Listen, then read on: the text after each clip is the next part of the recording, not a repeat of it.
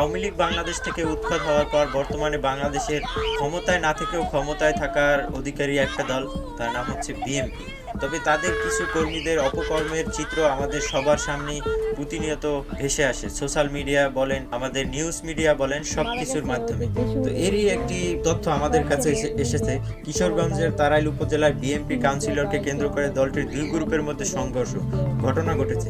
এতে রাউতি ইউনিয়ন বিএনপির সভাপতি আবুল হাসনাত রতন 55 বছর বয়সী নিহত হয়েছেন এবং আরো 5 জন আহত হয়েছে। আমার রতন ভাই আরে সুকবি সারে সাইগো সারা বুড়ার পৃথিবীর ভাই আমার আবুল হাসান রতনের মারা গেছে। ওই যে গেসুর যে 6 ছেলে মিলে আমার বাইরে ফ্রিজ দিয়ে গাইছে, অনেক মারপিট করে ফ্রিজ দিয়ে 2-3টা গা দিছে বুকের মধ্যে, মারা গেছে। মৃত্যুর বদলে মৃত্যু চাই, তাদের ফাঁসি হোক, মানে সূক্ষ্ম বিচার করুক আমার ভাইয়ের হত্যা। আমরা এইটুকু চাই, আর কিছু চাই না। গোপনে তো আমরা বলতো রাজনীতি লই হইছে মারাটা তো আমার বাইরে মাত্র রাজনীতি ব্যাপার লইছে বাদে বাদে এরকম লিডি করে যে আপনি যে সভাপতি হলেন কেন?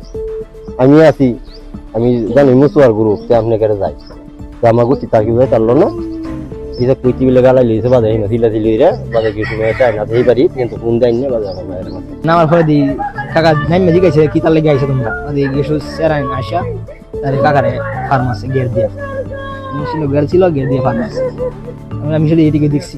আর আমার কাকারে নিয়ে যাওয়ার সময় নিয়ে যেতে দেই নাই, আমার বাইরে ওটো তারকে আমার বাইরে গারো খুব দিছে করে দিয়েছিল পালা শুরু হয়েছে, লোক চলাইতেছে দুর্গা এই যে মারামারি হয়েছে, মানুষ দৌড়াদৌড়ি করতেছে, ছোটাছুটি করতেছে, এর মধ্যে একজন বলতেছে হয়তো লোকটা মারিয়ে খাচ্ছে এরকম। এখানে একজন মার্ডার হয়েছে, ঠিক কিভাবে মার্ডার হয়েছে, কি কারণে, আর এই কি অবস্থায় আছে? এখানে 10:30টার দিকে চাষাবাদী সম্পেত হয়। যে নিহত তার নাম আবুল হাসান রতন। তার প্রতিপক্ষ করতে গেলে কথা কাটাকাটি জেদ ধরে মধ্যে মারামারি হয়। ঘটনার সময় একজনের ছুরিয়াঘাতে আবুল হাসান রতন ঘটনাস্থলে আহত হলে তাকে প্রধান স্বাস্থ্যকেন্দ্রে নিয়ে গেলেন, সে ডাক্তাররা তাকে মৃত্যু ঘোষণা করে। আমরা এই বিষয়ে তার পোস্টমর্টম করার জন্য লাশ কিশোরগঞ্জ মর্গে পাঠাচ্ছি, আর আইনজীবী প্রক্রিয়ার দিন আছে। এই ঘটনায় কি কেউ আহত আছে বা আটক কেউ আছে? এই ঘটনায় উভয় পক্ষের একাধিক লোক আহত আছে। উভয় পক্ষের লোকজনে ময়মনসিংহ মেডিকেল এবং কিশোরগঞ্জ মেডিকেলে ভর্তি আছে। ঠিক আছে।